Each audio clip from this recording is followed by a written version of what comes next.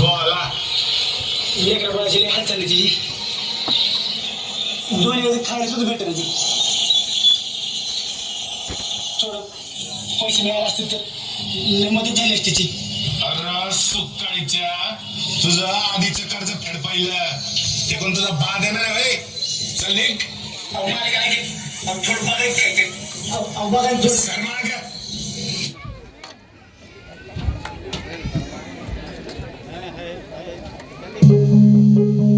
माझ्या जाण्यानं तुमची आबाळ काय कमी व्हायची नाही ती पण तुमची साऱ्यांची दैना म्या माझ्या उघड्या डोळ्यानं पाहू नाही शकत.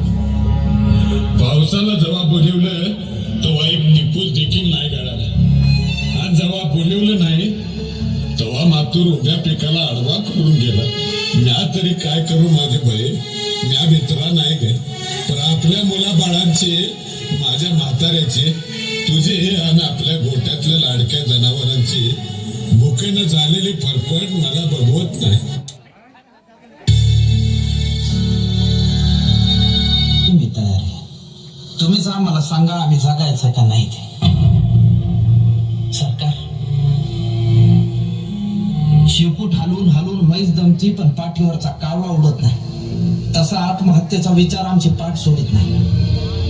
कोरड्या बळावाने कपाळ असणाऱ्या बायका बिनबापाची लेकरं असल्यासारखी माळावर फिरणारी जनावर हे सर गावाला नजर लागली म्हणून नाही झालं सरकार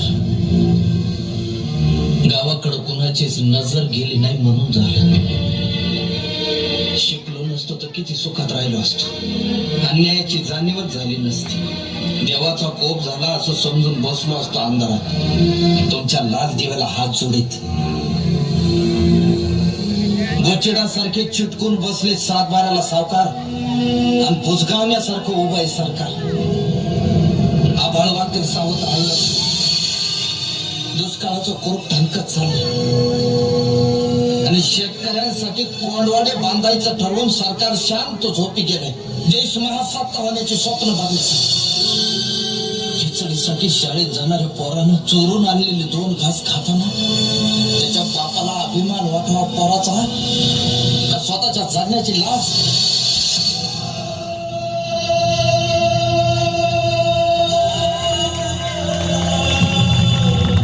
अजून अंत पाहू नका सरकार शेताचा मसरवाटा झालेला आहे.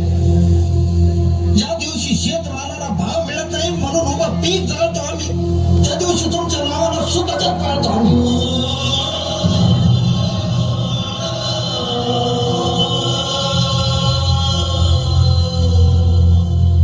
आता तरी विचार करा नाहीतर 1 किलो गव्हासाठी तुम्ही 1 दिवस देश गहाण ठेवलेला असत.